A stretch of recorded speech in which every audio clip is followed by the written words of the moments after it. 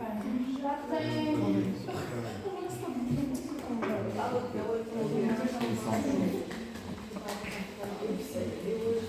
Outra coisa que não é.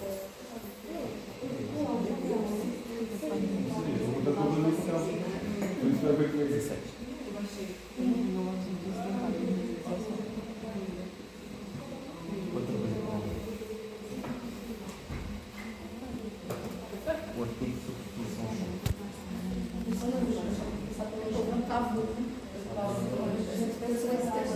Enquanto isto arranca, pensa.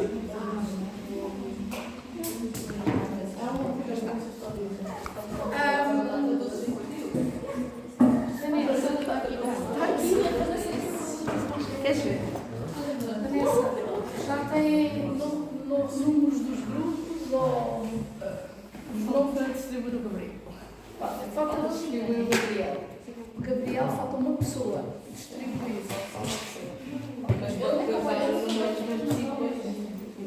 Sim. Assim, eu por ele senti igual que Eu não sei quem é o Gabriel. eu não conheço. Eu só bem aos que são obrigatórios. E mesmo assim. Mas ele é aluno do primeiro ano, não é daqueles que andam já cá há 300 mil anos a fazer. Ele é praticamente das aulas para a aplicação. Eu tenho que fazer as aulas para eles, portanto, se eu vi eles no primeiro ano, levar a lista das nossas aulas. Mas é que você devia ser certas cadeiras.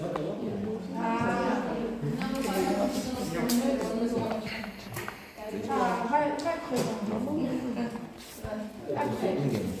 É opções da vida. Passou tudo.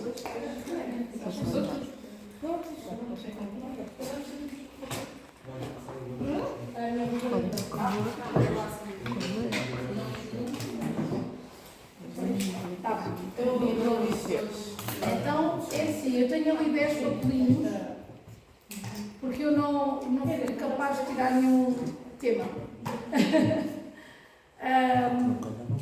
E o que calhar cada um dos papelinhos, pronto, vamos atribuir, ou seja, esses grupos é como sejam 1, 2, 3, 4, 5, por aí fora, e atribuímos um número, depois manda-me aquela lista com qual foi o tema, que eu depois devolvo com o tema à frente.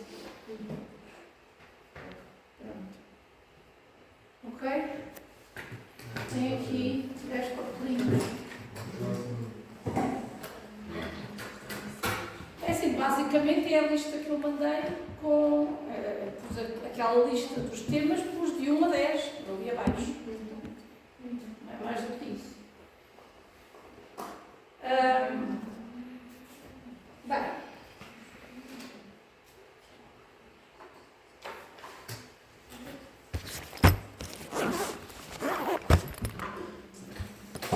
Então nós andámos estes dias todos a falar de estudos e de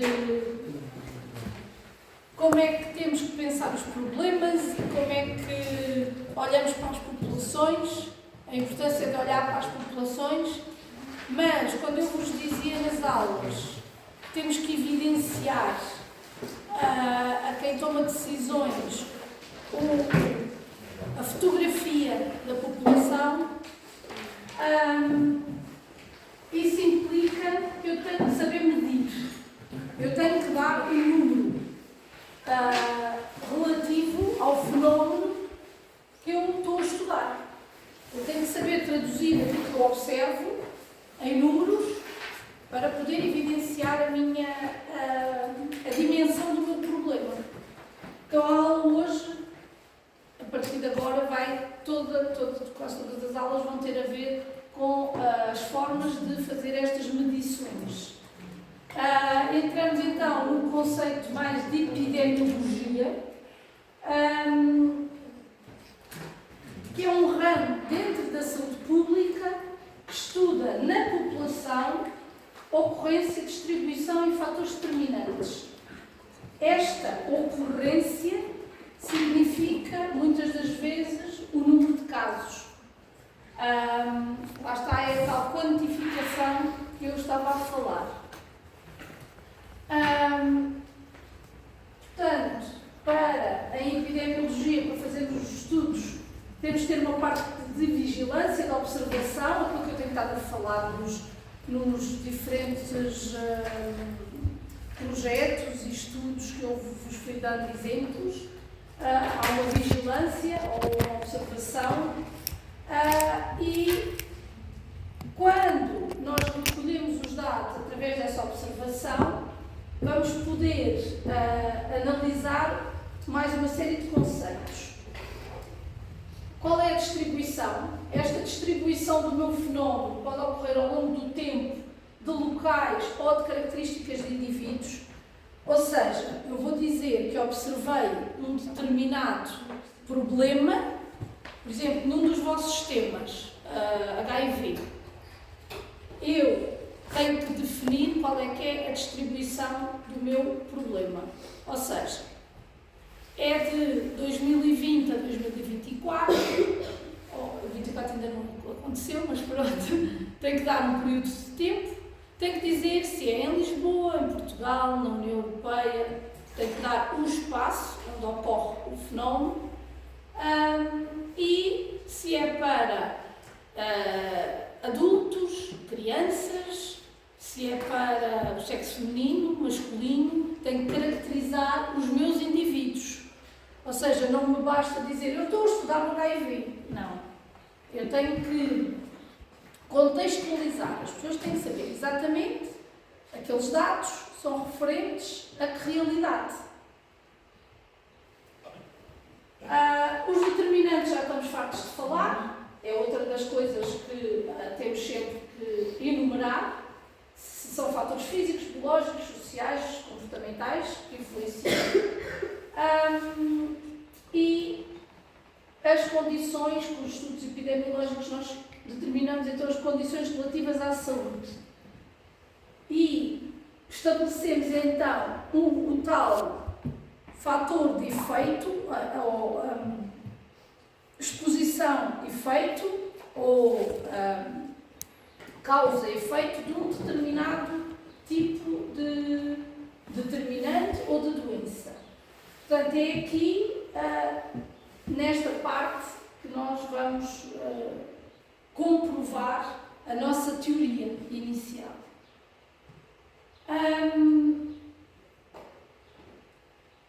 Quando se faz a vigilância epidemiológica, temos que, ao fazer essa vigilância, nós vamos ter como objetivo caracterizar os padrões de ocorrência da doença. Vamos verificar se existe sazonabilidade, se há mais ou menos nas crianças, nos homens, nas mulheres, faixas etárias por sexos. E esta vigilância epidemiológica é o que nos permite detectar surtos numa fase inicial. Eu comecei, na altura, eu já dou estas aulas há uns tempos, e quando começou o Covid, eu dedicava-me a ir ao site da DGS quase todos os dias, não era todos os dias, mas pelo menos uma vez por semana, ver as evoluções. E isso é a verdadeira vigilância epidemiológica, é o que os epidemiologistas vão fazer. Há reporte de casos, a observação dos casos, e vamos cumulativamente olhando para os dados e se começam a aparecer muitos casos, muitos focos de uma determinada doença num determinado local, se nós tivermos esta vigilância muito ativa, nós vamos conseguir isolar e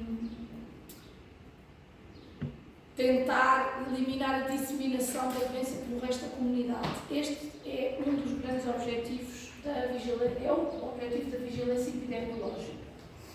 É mais fácil fazer este isolamento de casos em doenças transmissíveis do que em doenças não transmissíveis. Isto depois é aplicado a cada tipo de caso.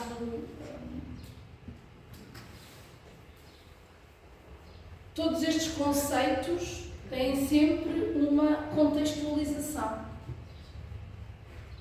Isto às vezes pode parecer assim, é muito complicado criar gavetas, estanques. As coisas que se aplicam nos casos podem não se aplicar noutros. Mas nós temos sempre que pensar para o nosso caso em concreto o que é que se aplica e o que é que não se aplica. E o facto de eu vos ter pedido para fazerem aqueles trabalhos, este é um dos meus principais objetivos, é que vocês pensem acerca do problema e o que é que se aplica e o que é que não se aplica.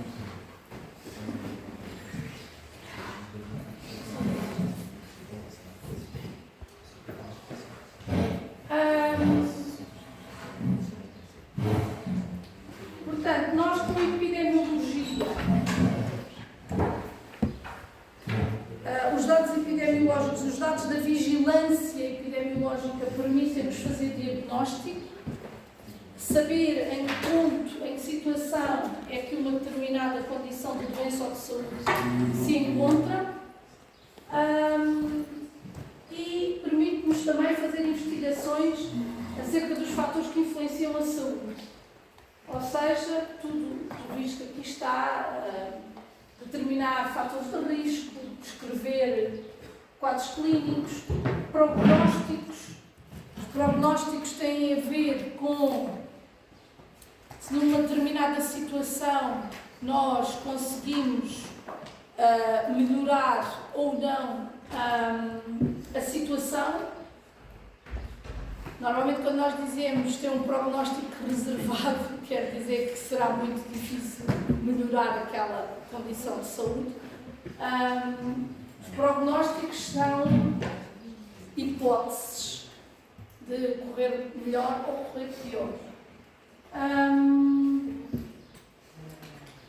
E depois, também, a epidemiologia também nos serve para avaliar o impacto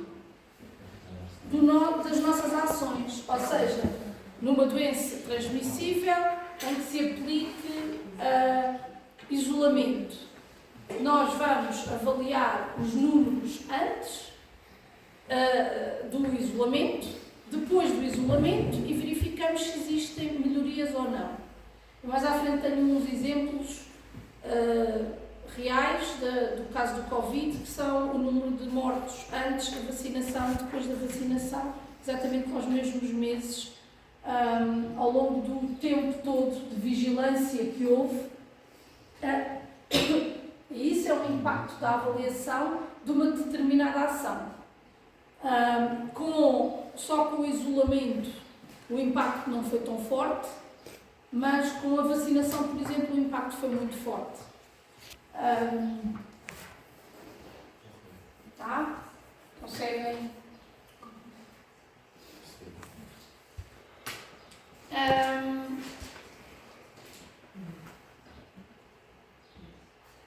Os princípios gerais de epidemiologia ligados à vigilância epidemiológica funcionam como uma forma de verificar se as medidas tomadas estão ou não a ter efeito, as políticas de prevenção se funcionam ou se não funcionam, porque isto não é só dizer nós achamos que vai melhorar de uma determinada forma e depois não medir o antes e o depois para saber se está mesmo a melhorar ou não. Portanto, nós conseguimos medir incidência de doença.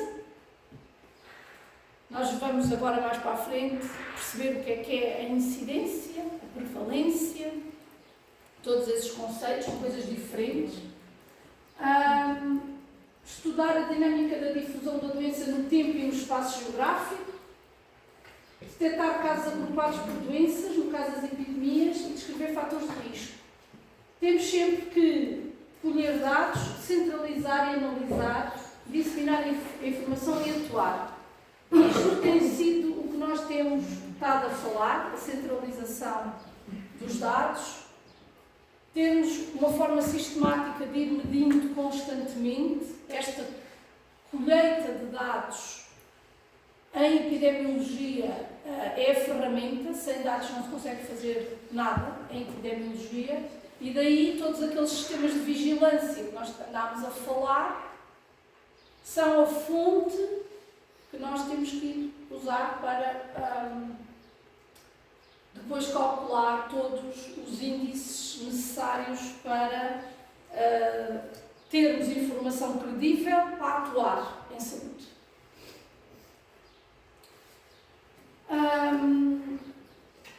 É a chamada informação para a ação. Definimos a patologia, ou o caso de saúde, ou de doença, lá está, patologia ou não patologia, definindo o nosso caso. Através da notificação dos dados dos casos, temos a informação, pode ser laboratorial ou não, e esta questão laboratorial, muitas das vezes nós, quando falamos em laboratorial, podemos pensar só naquilo que para nós é um laboratório de análises, mas o laboratorial pode ser a questão dos questionários, da recolha de dados nas populações de outras formas, mas que nos ofereçam a informação que nós necessitamos para o caso que queremos estudar.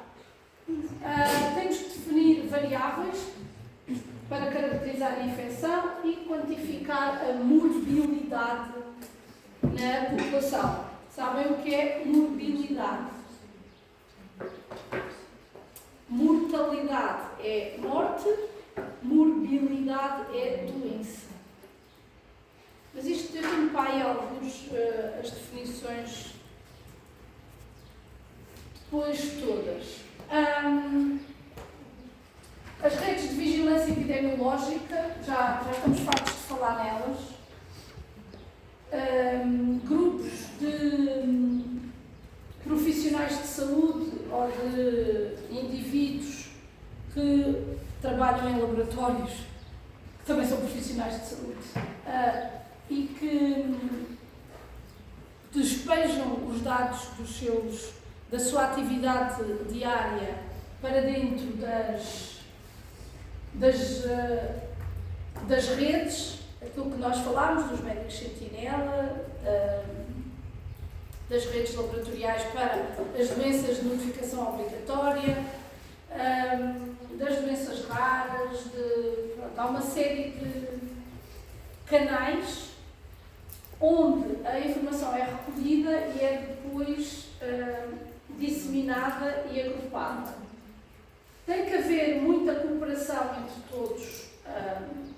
entre todos os profissionais para que estas redes funcionem, porque se nós não fornecermos dados, eles não funcionam, como devem imaginar.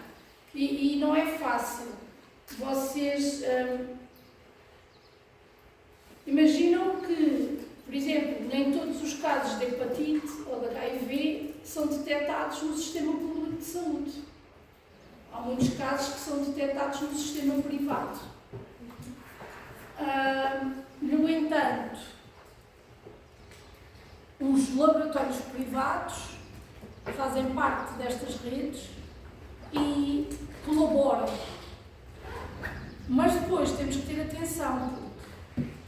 Imaginem que há um indivíduo que vai fazer um teste de HIV a um laboratório privado.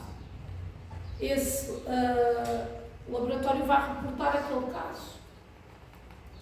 Mas depois o médico de família, que é quem recebe a informação do relatório, também vai reportar o mesmo caso. E assim teríamos casos duplicados. Portanto, até essa recolha de informação tem que ser muito criteriosa e tem que ser muito bem pensada, para que não haja duplicação. O mesmo indivíduo for a vários sítios fazer o mesmo teste, não pode o mesmo resultado ser reportado mais do que uma vez. Daí, todos estes dados que são reportados, vocês sabem que o nosso Sistema Nacional de Saúde e o nosso Governo preza muito uma questão que é o anonimato e e a manutenção dos dados privados de cada um. Todos nós temos um número associado de Serviço Nacional de Saúde,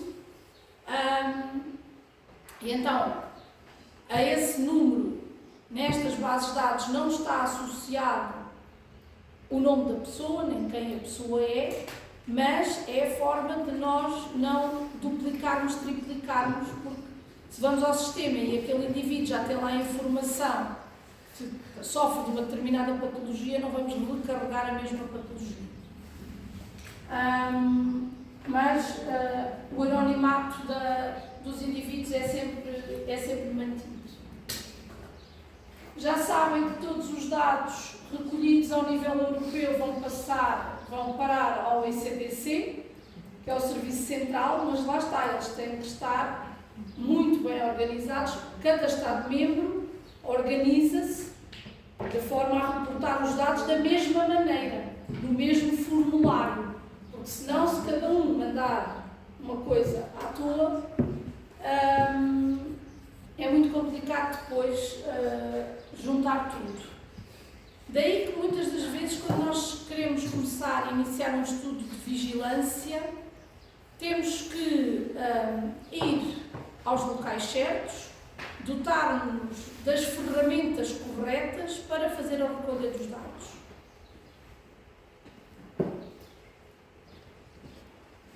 Houve uma aula logo ao princípio que eu vos falei do Observatório Nacional de Saúde. O Observatório Nacional de Saúde faz parte do Departamento de Epidemiologia do INSA e sempre que nós queremos lançar um questionário acerca de qualquer assunto, falamos sempre com eles, porque muito provavelmente eles já têm um questionário pré-fabricado para aquilo que nós queremos. E fazer questionários, vocês não imaginam a dificuldade que é. Há sempre qualquer coisa que falta. Eu agora há pouco tempo tentei fazer um questionário acerca de processos alérgicos relacionados com alimentos e é a loucura. É a loucura. Porque a quantidade de variáveis que podem existir são terríveis. E então, se nós utilizarmos questionários já standardizados, é mais fácil, até para depois podermos comparar com outros estudos já feitos na mesma área. Se tivermos um questionário igual, depois vamos conseguir comparar resultados. DGS, quem reporta para o ECDC. E para o que é que serve a epidemiologia? É isto que nós temos estado a falar. É assim, eu ao longo dos tempos fui-vos apresentando aquilo que eram alguns exemplos que agora, com esta ferramenta, vamos sistematizar melhor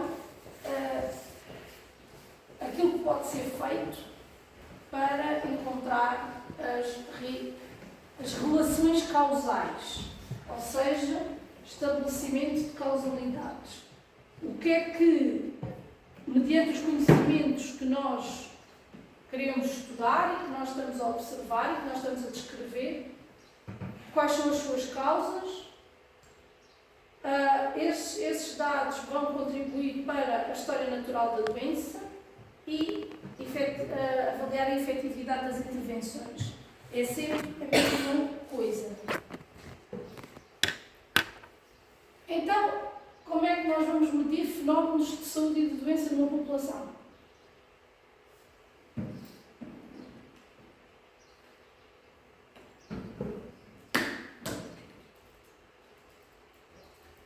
Temos aqui neste slide resumidas as principais medidas epidemiológicas.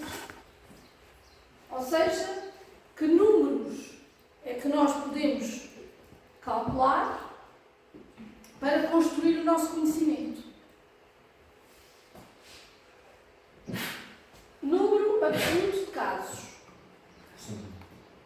É aquilo que nós muitas vezes na estatística definimos como web. Mas temos que definir se este número, se este ano é de casos novos, se é de casos que já existiam, se é de óbitos, se é de nascimentos, se é do quê. Temos sempre que dar uma unidade. É a mesma coisa como nas análises. Nós determinamos que alguém tem não sei quantos miligramas por 100 mililitros ou miligramas por quilo. Damos sempre uma medida.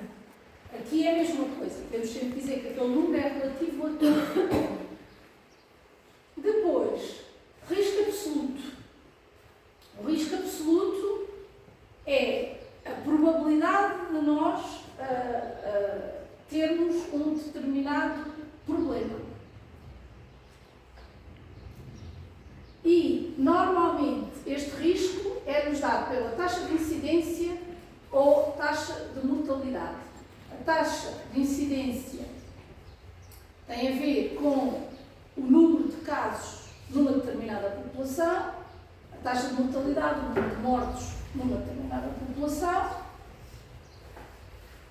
prevalência, letalidade, proporção de casos de doença envolvidos por uma causa. Depois, temos a noção de risco relativo atribuível, odds ratio e coeficiente de correlação. Estes dois tipos de medidas têm a ver com o facto de nós observarmos uma população inteira ou fazermos um estudo epidemiológico controlado por nós. Eu já vos vou explicar este melhor.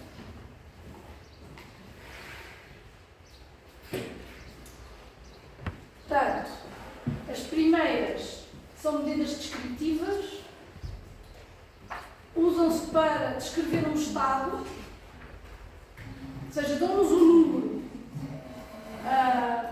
número de qualquer coisa, e estas são as medidas de associação. Normalmente são usados em estudos epidemiológicos, de caso controle,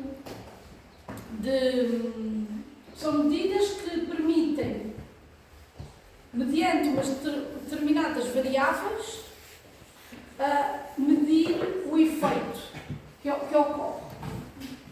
E são usadas sempre para comparar duas populações. Eu, quando agora vos estava a dizer estudos de caso controle, são estudos em que eu coloco uma parte da população em risco e a outra parte da população sem estar em risco, por exemplo. Ou uma parte da população a tomar um medicamento e outra parte da população a não tomar um medicamento. Ou, sei lá, quantas outras variáveis é que eu posso inventar. Mas tenho sempre que ter duas populações para comparar. Portanto, se eu quiser só descrever a minha população, uso estas definições, estas medidas. Se eu estiver a fazer um estudo controlado, em que sou eu que seleciono os indivíduos, eu uso estas medidas de associação que aqui estão. Nós vamos aprender a calcular e a selecionar o quê para todos estes casos. É as nossas próximas aulas até ao fim. Mas não é difícil. Ou seja, temos que observar para poder medir. Se eu quiser medir um grau de exposição, como é que eu faço para dizer se uma determinada população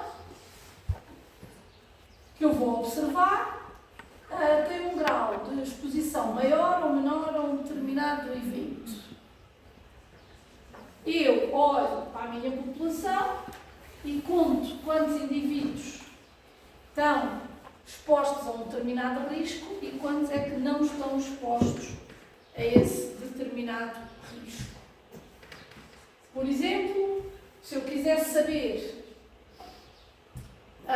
os níveis de hipertensão na minha população, eu vou dizer que os expostos são os hipertensos, os não expostos são os não hipertensos, meço uns e meço outros e numa determinada população, eu sei quantas pessoas são hipertensas e quantas não são. Num número total de indivíduos. Isto começa sempre assim. Portanto, o grau de uma determinada doença é maior ou menor, dependendo do número de pessoas que, dentro de uma população, estão nesta área ou naquela. Mas depois de termos este número, é-nos possível calcular tudo e mais umas botas.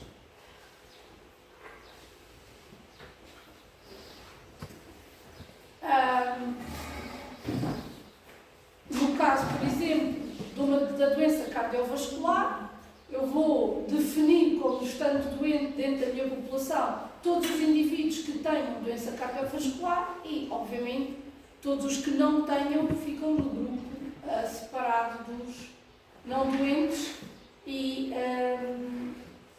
calculando depois um rácio, eu consigo chegar a um valor. Depois, ainda há outra coisa que eu tenho que pensar. Voltando à questão dos expostos e dos não expostos, estamos aqui dentro deste exemplo das doenças cardiovasculares, em que eu defini lá atrás que os expostos são os hipertensos, os não expostos são os não hipertensos, os doentes são os que têm doença cardiovascular, os não doentes são os que não têm doença cardiovascular. Eu tenho que ir ver quantos dos expostos com hipertensão é que vão ficar doentes e quantos os dos não expostos também podem ficar doentes, porque há quem não tenha doença cardiovascular, mas que também fique doente. E eu também tenho que entrar com essa equação. Portanto, eu tenho que ver no cruzamento dos dois fatores o que é que acontece. Ou seja, dos não hipertensos, mas que ficam doentes, e dos hipertensos que ficam doentes. Qual é a proporção de uns e de outros? Isto agora só me parecem muitos slides, mas acaba por ser a sequência de pensamentos que nós vamos ter que ir acumulando, por assim dizer. Ou seja, no final nós vamos saber na nossa população quantos são efetivamente os hipertensos que têm a doença cardiovascular, para poder associar a hipertensão à doença cardiovascular sem sombra de dúvidas. Depois, ainda podemos, porque estão a ver as populações, primeiro, as populações não ficam lá sossegadinhas à espera que a gente acabe o estudo. Isto é toda uma dinâmica. Fazer estudos epidemiológicos não é simples, porque as populações nunca estão quietas. Porque, para além desta questão de uns estarem doentes e outros e serem expostos e outros não expostos e por aí fora, no meio disto tudo ainda há uns que morrem pelo caminho. E temos que pensar então em todas estas questões. Ou seja, o que é que eu vos disse lá ao princípio da aula? Temos que definir sempre um espaço geodemográfico, ou seja, uma região, uma geografia e uma demografia, são homens, mulheres, idades e essas coisas todas que caracterizam. Por isso é que quase todos os questionários no início têm sempre os dados demográficos, idade, agora não se diz sexo, é verdade. É sexo. É género, e existem umas 40 opções já de géneros. Essa é outra questão que temos de ter muita atenção quando desenhamos os questionários, porque a linguagem que é utilizada é muito importante. Temos que definir então também o nosso tempo. Os estudos normalmente não são ad eterno, lá está, porque depois há uns que morrem, há outros. Portanto, dentro do nosso estudo vamos definir o número de pessoas que morreram de um determinado acontecimento na nossa população, depois de definirmos estes 3 horizontes temporais, quem são os doentes, quem são os expostos, tudo em números absolutos, e o total da população. Portanto, nós sabemos um número absoluto de morreram 5 pessoas, 45 foram expostos, 10 ficaram doentes e a minha população tinha 100. Eu tenho que ter estes números.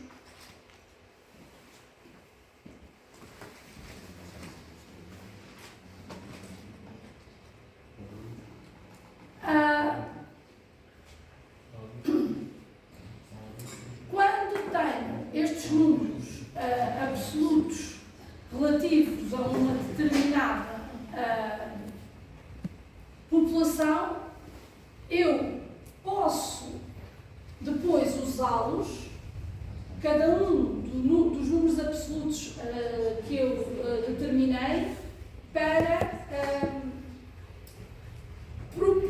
fazer uma proporção para a população.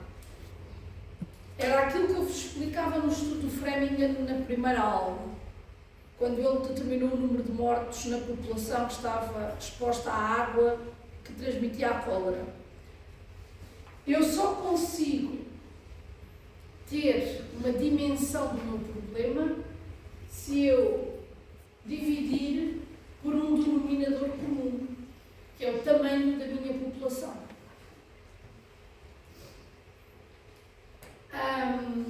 Por isso, a dimensão do meu problema é sempre relativa à dimensão da população que eu estou a estudar. E cá vem o estudo do Framingham a seguir, em que nós tínhamos, ele na altura, quando observou, tem o número total da população em cada um dos bairros, o número de mortos, e depois calcula a taxa de mortalidade, que nada mais é do que o número de mortes a dividir pela população. E só desta forma é que ele consegue evidenciar o número, ou seja, nesta população, por cada 1000 habitantes, 5 morriam, enquanto nesta população eram 1 por cada 1000. Portanto, esta é a relativização que se tem que fazer sempre quando se fala de taxas.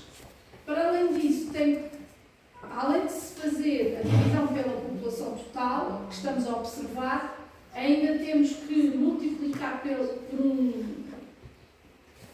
uma constante, que é para termos tudo na mesma medida.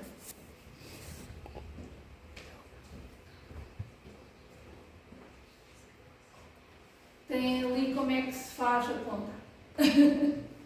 Este slide é só explicar como é que se faz o cálculo.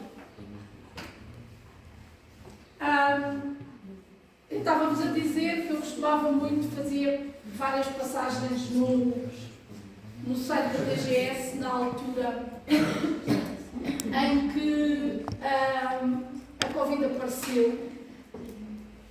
Em março de 2022, nós tínhamos cerca de 33 mortos por Covid no país, e 2 anos depois nós tínhamos 21.342. E o site, para além de nos indicar o número total de mortos por uma determinada infecção, indicava-nos também o cumulativo diário, o número de novos casos, ou neste caso o número de novos mortos a adicionar aos que havia inicialmente. E nós podemos com isto ir fazendo vários exercícios de calcular quais eram então as taxas de mortalidade, sempre relativizadas a um número de habitantes. Em 2020 nós tínhamos 10.290.000 indivíduos a viver em Portugal. Estes dados são fáceis de buscar ao INE, eles estão lá sempre. E no início nós calculávamos que, efetivamente, por cada 1.000 habitantes, o número de mortes era muito baixo, mas nós sabíamos que, a partir do número crescente de casos suspeitos, estes números poderiam aumentar, porque isso já tinha sido observado noutros países antes do nosso. Lá está, as vigilâncias vão sendo acumuladas e transmitidas por todos para as mesmas bases de dados. Houve uma altura, e até para que nós pudéssemos saber onde alocar cuidados de saúde, era inevitável fazer comparações entre o número de casos por região e, da mesma forma que podemos fazer para Portugal continental completo, podemos fazer mortalidade para a região de Lisboa e Val do Tejo e mortalidade para a região norte. Aqui, o que é que muda? O número de indivíduos que vivem em cada uma das regiões. A região norte é toda esta zona e aqui é só esta. No entanto, com isto foi-nos possível determinar que, efetivamente, na região norte havia uma taxa de mortalidade mais elevada do que na região de Lisboa e Val do Tejo. As populações são diferentes. A população da região norte tem zona rural, com mais indivíduos mais envelhecidos, porque isto depois, nós não podemos só olhar para os dados assim, tal qual. Eu agora hoje aqui o meu objetivo é que vocês aprendam a calcular taxas de mortalidade e entendam o que é que se coloca no numerador e no denominador. É sempre número de casos a dividir pelo tamanho da população que estamos a estudar. É esse o meu objetivo aqui. Na altura, muitos outros dados tiveram que ser associados a estes para compreendermos as diferenças que encontrávamos.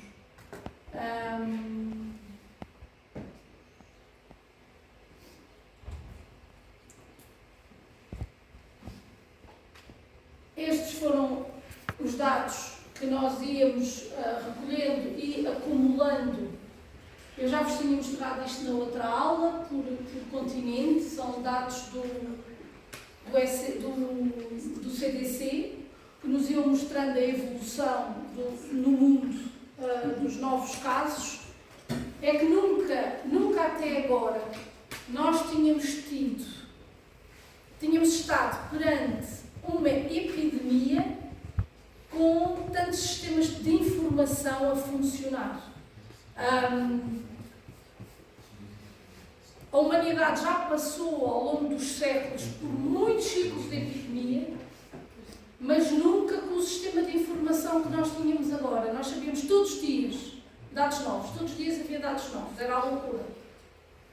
Os meus colegas do INSA que trabalhavam em Covid, era 24 sobre 24 sobre 24, eles não paravam, eles tinham equipas, aliás o INSA quase inteiro estava em rotatividade, sempre a criar dados, a fazer PCRs, aquilo sempre foi loucura. E em todos os países foi assim. E por isso é que nós temos, para esta doença específica, tantos dados.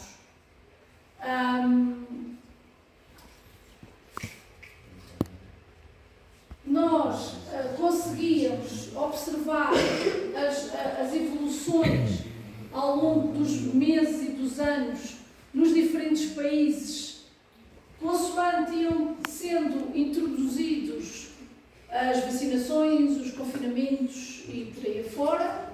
E estas são as taxas de... Estes são mortes, estão a ver? Tem cá sempre. Mortes confirmadas de Covid-19 por milhão de habitantes.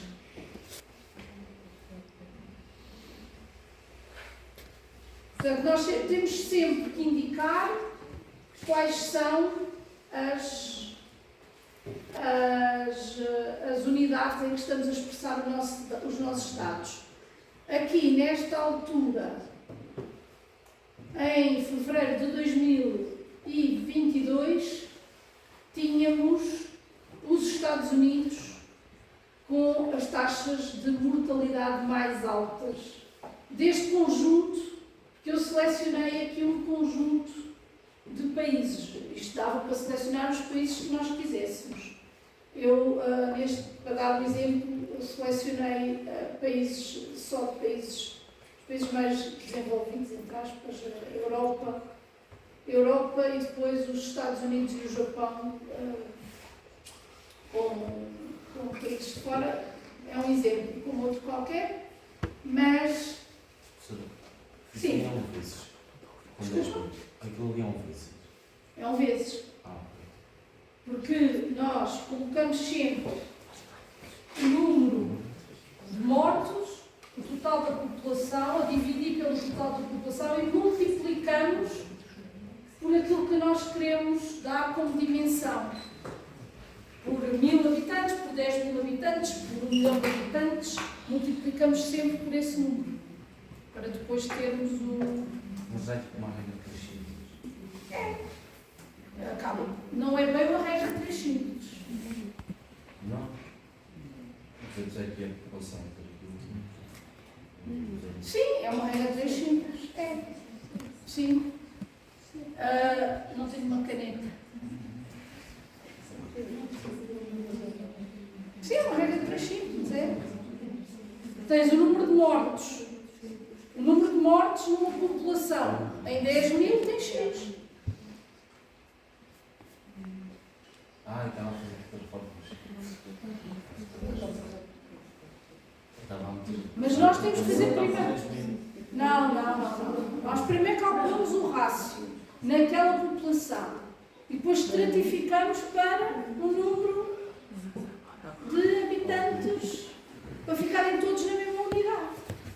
Porque se nós não tivéssemos, imagina, se eu tivesse os Estados Unidos por 1000 e o Japão por 10.000, eu não podia comparar um com o outro.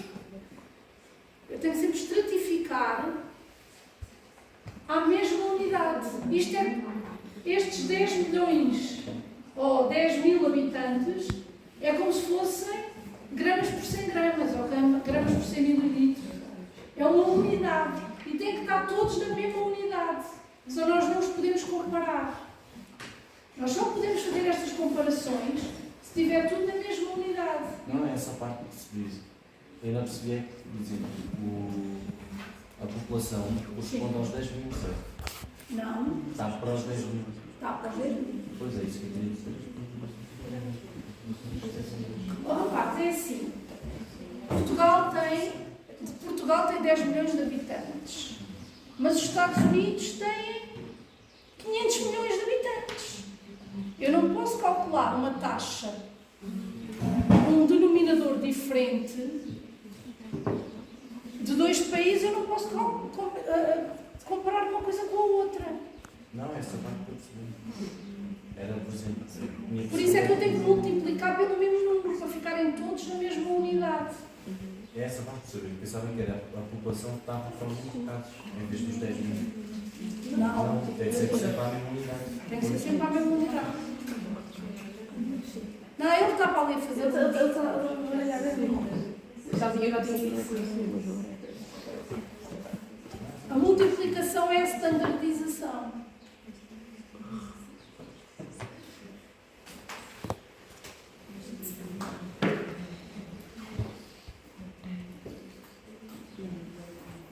Por isso é que são aqueles slides todos para trás, que é um slide de cada vez, que é explicar. Primeiro temos que calcular uma coisa. E depois estratificamos. depois de calcularmos a taxa de mortalidade, estratificamos para uma determinada dimensão. Tu primeiro calculas a taxa de mortalidade, depois estratificas.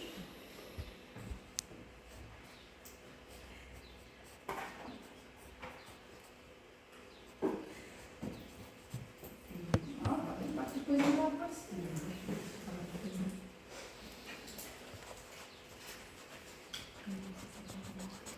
É uma fórmula muito simples.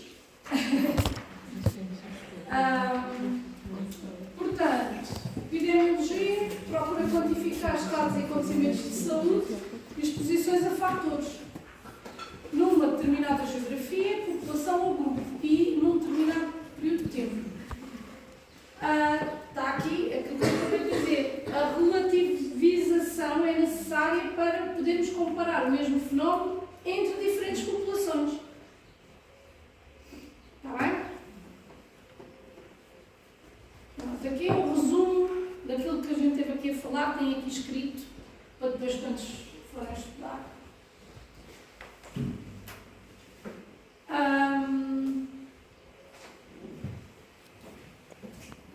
No SCDC, nós íamos tendo sempre, lá está da mesma forma, todas as atualizações para cada país, quer de novos casos, quer de casos de morte, porque outra das coisas que nós também estudamos, estávamos a falar da taxa de mortalidade, continuando nas medidas de ocorrência, outro dos dados que nós temos que fornecer é a prevalência. Ou seja, prevalência é o aparecimento de novos casos. É passar de saudável para doente, ou de doente para saudável, dependendo se estamos a estudar a melhoria ou a pioria, ou ficar doente ou ficar curado. Ou seja, a prevalência é uma mudança de estado. Num instante e num determinado período de tempo ou num determinado local, nós podemos estar, dentro da população em geral, podemos estar num determinado estado, saudável ou não saudável, vacinado ou não vacinado, diabético ou não diabético, por aí fora, todos os casos que vocês possam imaginar. E se eu quiser calcular a prevalência, o cálculo é feito exatamente da mesma forma que a taxa de mortalidade e a prevalência de um determinado acontecimento é medado pela divisão do número, neste caso, por exemplo, do número de vacinados pela população total, ou do número de diabéticos pela população total. Num determinado instante, ou num período de tempo médio, ou num determinado local. Nós temos sempre que identificar a nossa variável. Só que, lá está, como eu dizia há bocado, as populações não são estáticas e existe uma dinâmica nesta prevalência. Há sempre novos casos que surgem e outros que o deixam de ser. De repente temos mais diabéticos e depois deixamos de ter, porque há novos, mas também há outros que podem deixar de o ser, ou porque se curam, ou porque morrem, ou porque vão para outra zona do mundo e nós deixamos de os ter na nossa população. Portanto, há várias hipóteses para o número de casos ir variando. Daí que os limites geográficos e os limites do tempo sejam muito importantes nas nossas observações.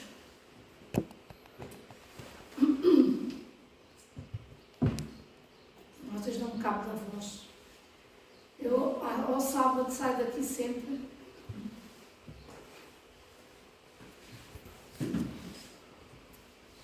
No outro outro dia a Dona Ricardina estava-me a dizer que há muitos professores aqui da escola que têm problemas de... vão aos terapeutas da fala, que têm problemas de voz. Lá está uma doença ocupacional de quem dá aulas. Bem,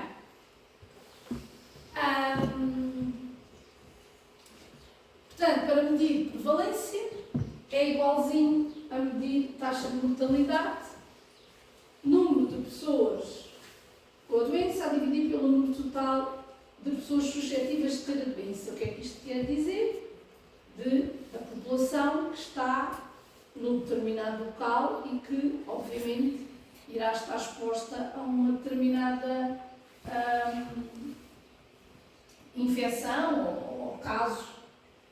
E lá está, multiplicado sempre, estratificado sempre para a mesma dimensão, para que depois possam fazer as ditas das comparações.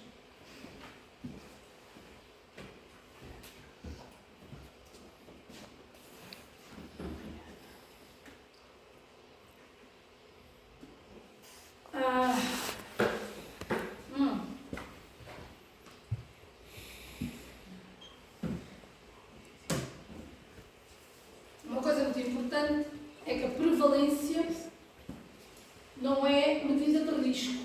Não me diz se aquela população está com um risco maior de ter um determinado evento do que outra população. O que me dá é um número absoluto ou um número relativo a casos ativos de um determinado problema. Voltando aos números de casos dos Covid que iam sendo sempre reportados, isto diariamente, eles calculavam para num determinado dia o número de casos existentes a dividir pelo tamanho da população e podíamos então dizer que tínhamos 23 casos em cada 10 mil habitantes por dia de prevalência, taxa de prevalência, neste caso outra vez da Covid, podia usar dados da Covid como podia usar de outra coisa qualquer. Eu tenho estes porque efetivamente foi algo que nós todos os dias conseguíamos ter novos dados.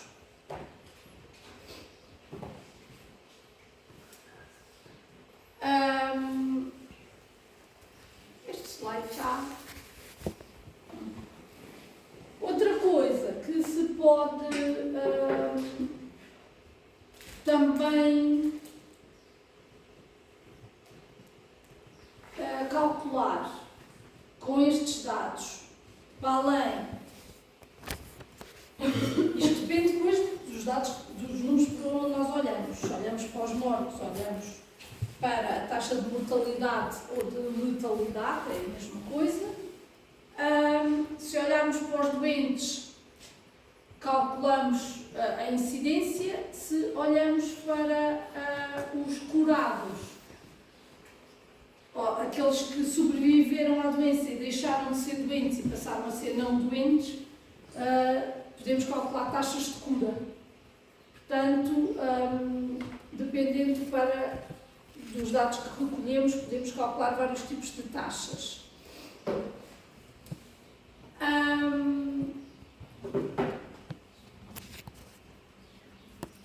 Falando agora de incidência,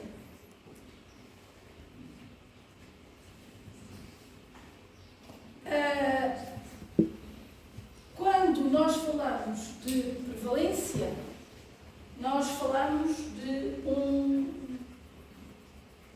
algo em que a população em geral está sujeita e são todos os novos casos que vão surgindo.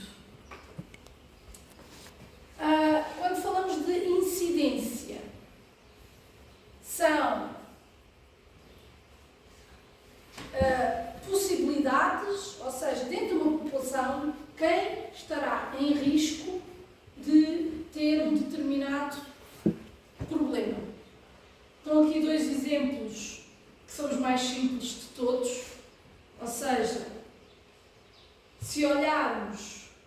para o número de gravidezes, claro que na nossa população só podemos colocar as mulheres em idade fértil.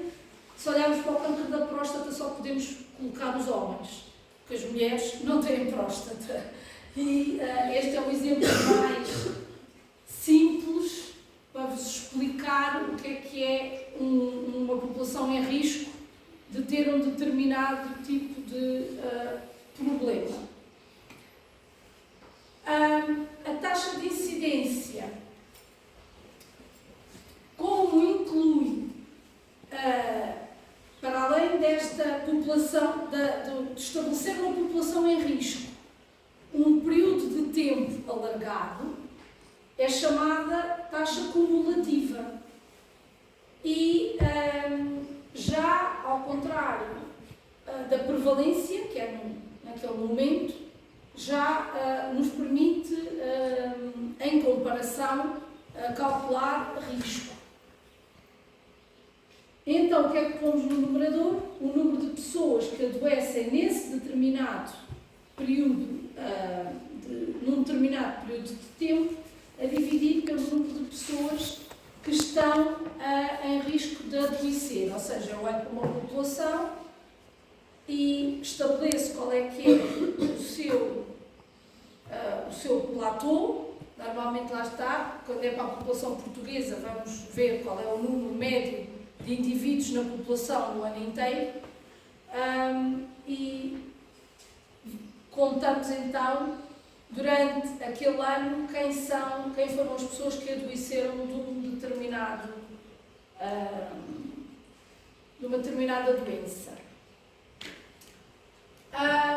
Eu tenho aqui este pressuposto da taxa de incidência, tem esta assunção, ou seja,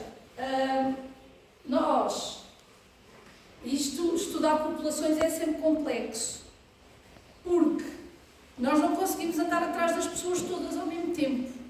Nos Estados Unidos, eles têm dinheiro e uma lei que lhes permite colocar pessoas a viver em sítios isolados e eles controlarem tudo acerca daquelas pessoas.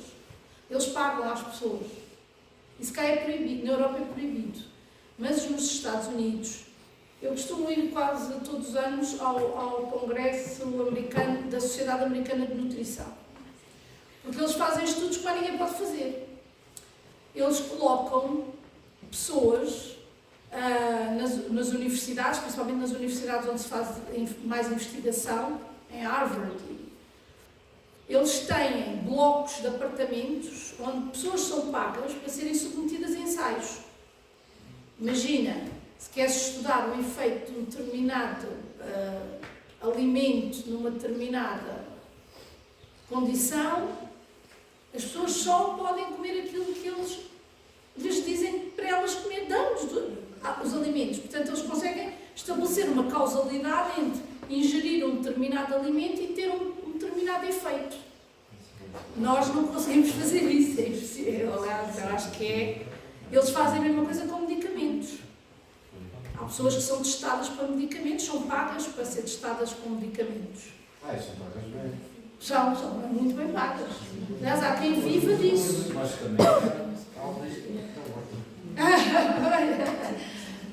Há pessoas que vivem disso. Principalmente porque eles depois estratificam por idades, só querem pessoas de uma determinada idade, de um determinado, sei lá o quê. Mas, daí que se nós quisermos trabalhar nestas medidas que eu aqui estou a dar, de um ponto de vista teórico, em populações, como eu disse, que não são estáticas, que uns entram, outros saem, outros morrem, outros nós temos que assumir que todos os indivíduos são seguidos durante todo o tempo. Que temos que esquecer que há os que entram, os que saem, os por isso, muitas vezes, é muito tricky colocar aqui todas as pessoas que estão em risco de adoecer, precisamente porque é uma população dinâmica. O que é que normalmente se faz? Tenta tenta-se aumentar ao máximo o número de pessoas que são observadas. Quanto maior for a população que eu consiga observar, mais robusto é o meu estudo. Se eu só observar meia dúzia de pessoas, o meu estudo não tem validade.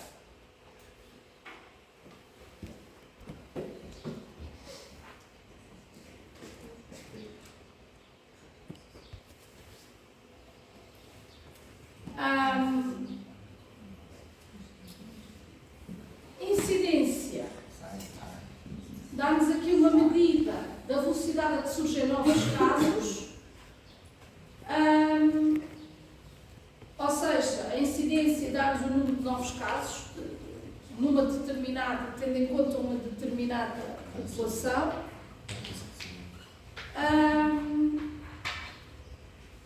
É uma medida de risco.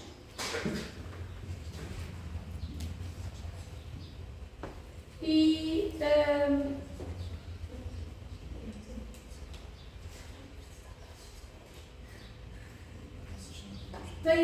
tem este, lá está, qualquer indivíduo que nós vamos colocar aqui embaixo no denominador pode de repente passar daqui para ali. Isto são, daí a importância daquelas, de recolhermos dados diariamente como se fazia no caso do Covid. Querem fazer um intervalinho? Já está aí tudo a ficar cheio de sono? São o quê? São quase 11 horas. Não. O carro está preso.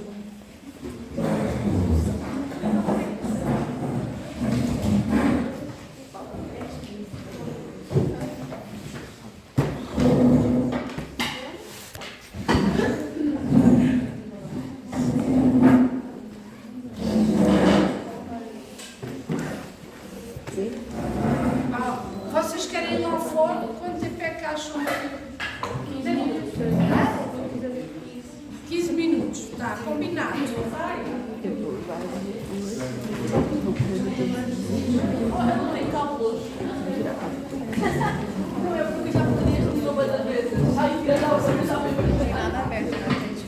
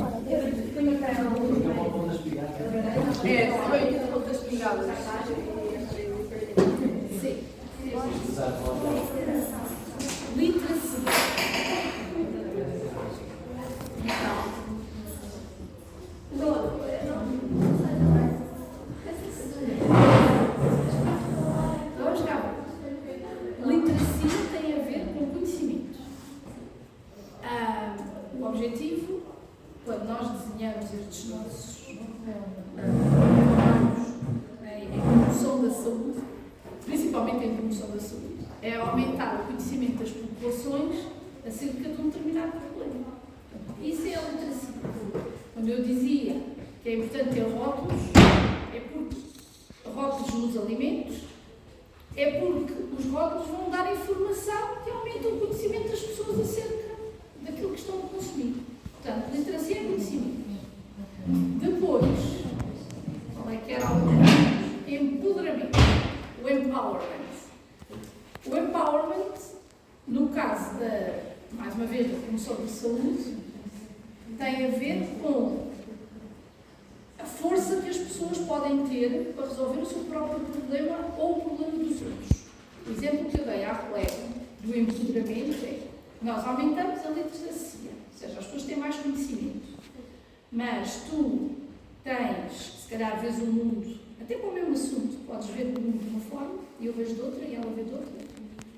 Eu tenho um exemplo de, no meu laboratório, nós temos umas 5 ou 6 licenciaturas diferentes, mas trabalhamos todas na mesma área. Eu era de análises clínicas, eu bioquímicos, biólogos, farmacêuticos, engenheiros químicos e muitas das vezes, ou quase sempre, se nós nos juntarmos, cada um com o nosso conhecimento, nós conseguimos potenciar o conhecimento da comunidade inteira. E o empoderamento é o aumento da capacidade de discussão, de conhecimento, de resolver os nossos próprios problemas. Se eu souber muito acerca de um problema, eu sozinha vou ter o poder de o resolver melhor do que se eu não souber.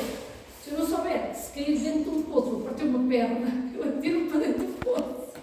É um bocado assim. Se eu não souber que o sal faz mal e provoca doença cardiovascular, eu vou encher a minha comida de sal. Portanto, o empowerment vem daí. E depois era o que eu explicava àquela colega que dizia, que me estava a perguntar da questão da coesão e da... já não lembro qual é que era a outra palavra que havia lá no slide. Se nós, por via do empoderamento de todos no geral, porque lá está, não dares conhecimento só a um ou a dois, não vai criar a bola, o efeito de bola de neve, quando toda a gente da mesma comunidade rema no mesmo sentido, no sentido da saúde. Tu, numa cidade onde as pessoas estejam muito conscientes da importância de espaços verdes, tu vais ter uma pressão sobre o governo para criar cada vez mais espaços verdes. E eles vão criá-los, porque eles sabem que se não os criarem, tu não votas neles. Isto é o empoderamento e a coesão social. Temos que todos juntos criar melhores condições de vida daquilo que nós sabemos que nos vai fazer bem.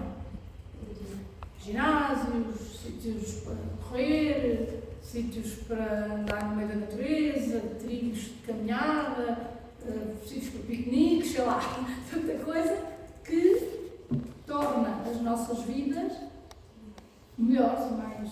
E acaba por dar saúde, porque se formos todos caminhar ao fim de semana, porque temos um sítio para ir caminhar ao fim de semana, e depois vou ficar a lanchar sem ser uma lixeira,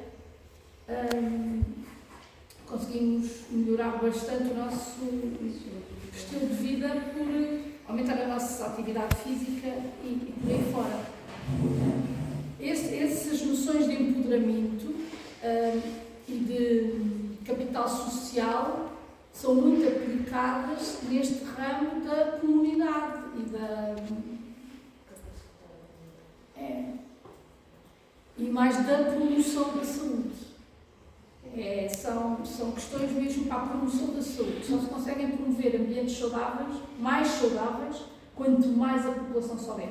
Porque se a malta viver na burrice, ou tiver um Putin, opa, vocês soubessem isto, quanto mais nós viajamos,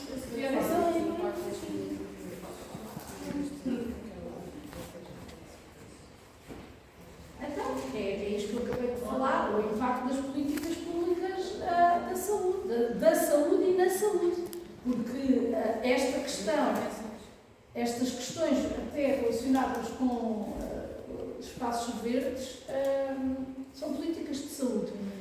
Por exemplo, se quiseres um exemplo de uma coisa mais concreta na área de saúde, se nós não demonstrarmos, por exemplo, que nos faltam serviços básicos, que a população não está a ter acesso a médicos de família, senão, às vezes, se não se levantar barulho, não há médico de família para ninguém. Se vocês souberem, desde que existe uma coisa, que é, no site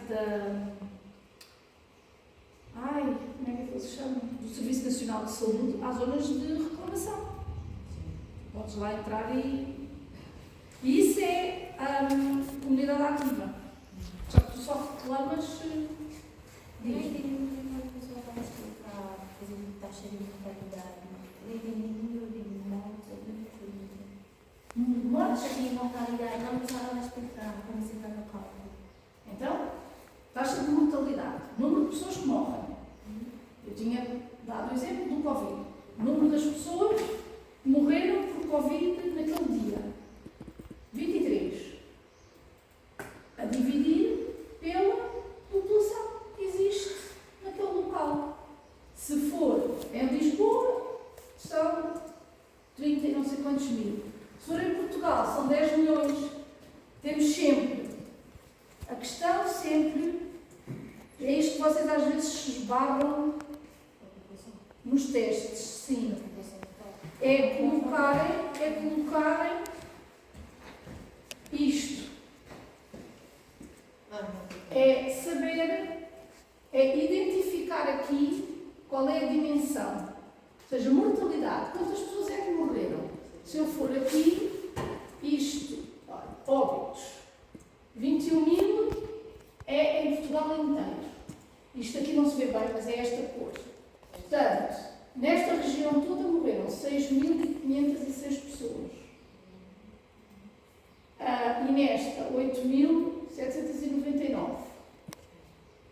Mas, depois temos que saber quantas pessoas é que moram nesta região e quantas pessoas é que moram nesta. O total. É o total da população, mas é desta zona. Porque se eu usasse estes 21 mil, eu ia dividir por 10 milhões, que é todas as pessoas que vivem em Portugal. Porque este é todos os óbitos em Portugal inteiro.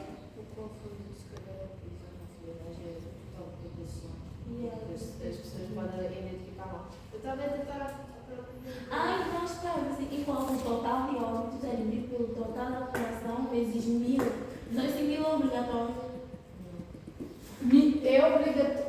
É obrigatório, mas pode não ser 1000.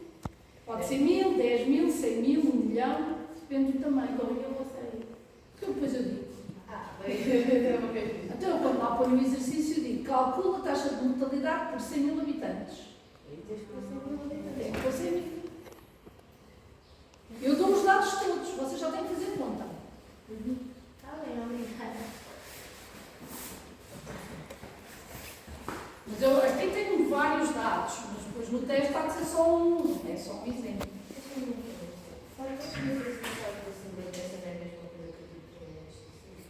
Sim. Ok, depois desta Eu por acaso eu tenho que começar, eu vou fazendo as aulas, isto já são muitos anos, e depois eu vou acrescentando uns slides, e depois esqueci-me de apagar outros, e depois eu quase todos os anos eu mudo os slides e às vezes ficam alguns repetidos, e só quando eu estou a dar as aulas é que reparo, e depois esqueço-me de os apagar. Quando saio daqui, já foi.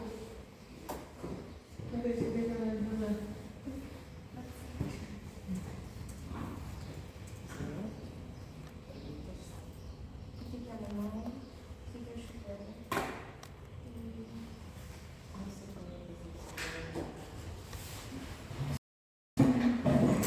É isso.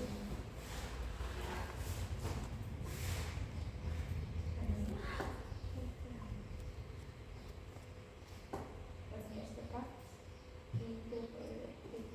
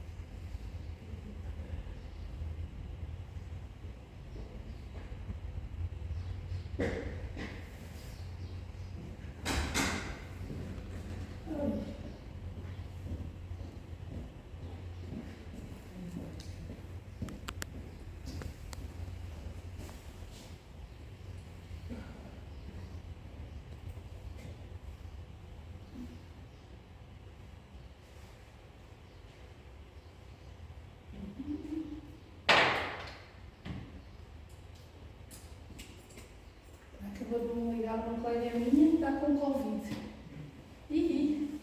Segunda-feira já não vai trabalhar. Que fixe. Ai. Ninguém me manda. Ela já vai para aí na terceira vez. Já ficou com as minhas vezes.